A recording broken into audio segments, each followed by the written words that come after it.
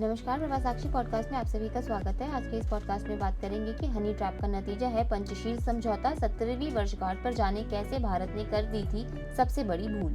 तो आइए सुनते हैं आज के इस पॉडकास्ट को। लेकिन उससे पहले अगर आपने हमारे चैनल को सब्सक्राइब नहीं किया है तो जरूर कर ले, ताकि आप रोज ऐसे ही इंटरेस्टिंग और जानकारीपूर्ण पॉडकास्ट सुन सकें। 8 जनवरी 1949 को तिब्बती सरकार के प्रतिनिधि तोत्सेपेन शागबापा ने प्रधानमंत्री नेहरू से दिल्ली में मुलाकात कर तिब्बत की स्वाधीनता की मदद मांगी थी। उन्होंने तिब्बत के खस्ता आर्थिक हालातों की ओर से ध्यान दिलाते हुए प्रधानमंत्री से 2 मामलों में सहायता मांगी। भारत और तिब्बत के बीच मुक्त व्यापार, जिससे तिब्बती माल भारत में बेचा जा सके। इसके अलावा व्यापार के लिए तिब्बत को सोना खरीदना था, जिसके लिए उन्होंने भारत सरकार से 2 मिलियन अमेरिकी डॉलर की आर्थिक सहायता मांगी। दुर्भाग्य से प्रधानमंत्री नेहरू ने दोनों ही प्रस्तावों को चीन के दबाव में नामंजूर कर दिया।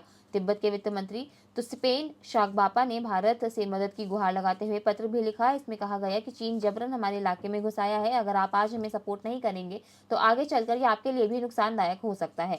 लेकिन तब सारी बातों को नजरअंदाज करते हुए पंडित नेहरू चीन के साथ अपनी दोस्ती निभाने में लगे हुए थे। वर्तमान हालात सभी के सामने हैं। भारत और चीन का जिक्र होता है तो दोनों देशों के जून 1954 में हुए पंचशील समझौता भी जिक्र जरूर होता है। 1954 में हस्ताक्षरित भारत चीन पंचशील समझौते की भारत में तुरंत आलोचना हुई। पूर्व कांग्रेस नेता और सांसद आचार्य कृपलानी ने इसे पाप में जन्मा करार दिया था। विशेषज्ञ इसे भारत की आजादी के बाद की सबसे बड़ी भूलों में से एक बताते हैं। इस समझौते के परिणाम स्वरूप तिब्बत की स्वतंत्रता का व्यापार समाप्त हो गया और भारत की सीमाएं चीन के साथ साझा हो गई। यह भी संदेह है कि बीजिंग का अनुचित प्रभाव हो सकता है। प्रमुख वार्ताकारों में से एक का चीनी महिला के साथ संबंध की बात भी इंडिया टुडे की एक रिपोर्ट में कही गई। वैसे दुनिया के कूटनीतिक और सैन्य इतिहास में हनी ट्रैपिंग का एक लंबा इतिहास किसी से छिपा नहीं है। पंचशील को भारत ने शांति समझौता समझा। हिंदी चीनी भाई भाई 69 साल पहले साल 1954 में लगाए गए थे।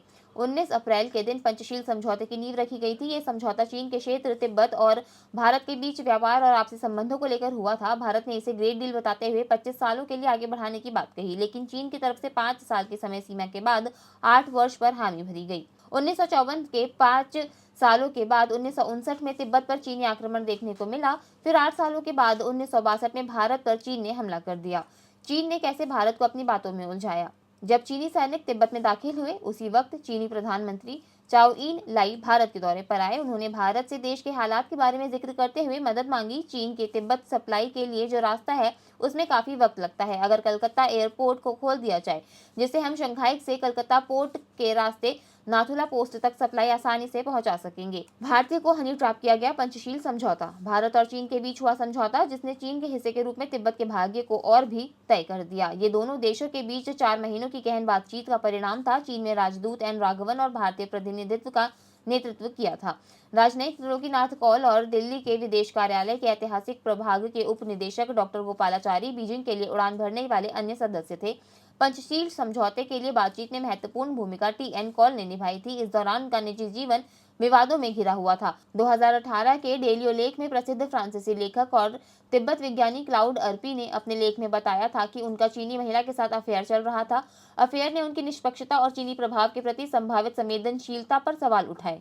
उनके आरोपों को तब और बल मिला जब भारत के विदेश कार्यालय के ऐतिहासिक प्रभाग के पूर्व प्रमुख अवतार सिंह भसीन की पुस्तक नेहरू, तिब्बत और चीन में टी.एन. कौल और एक चीनी महिला से जुड़े मामले के बारे में बात की गई। भसीन ने अपनी पुस्तक में लिखा कि 1954 के समझौते से पहले राजनीतिक और महत्वपूर्ण संवेदनशील चर्चाओं में व्यस्त रहने के दौरान उनका एक चीनी महिला के साथ संबंध था, जो उनके रैंक के एक अधिकारी से अपेक्षित व्यवहार के सभी मानदंडों का उल्लंघन था।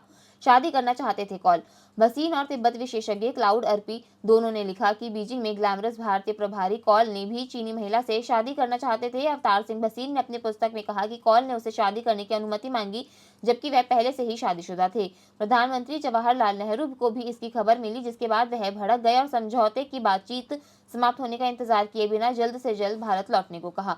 प्रधानमंत्री नेहरू के विरोध के कारण कौल को चीनी महिला से शादी करने की योजना छोड़नी पड़ी। हालांकि वह शादी के लिए आगे नहीं बढ़े, लेकिन वह तुरंत नई दिल्ली वापस नहीं आए, जैसा कि प्रधानमंत्री नेहरू ने आदेश दिया था। आज के लिए इतना ही। अगले पॉडकास्ट में किसी और मुद्दे पर देंगे आपको विस्तृत जानकारी। तब तक के लिए जुड़े रहें प्रभा साक्षी के साथ।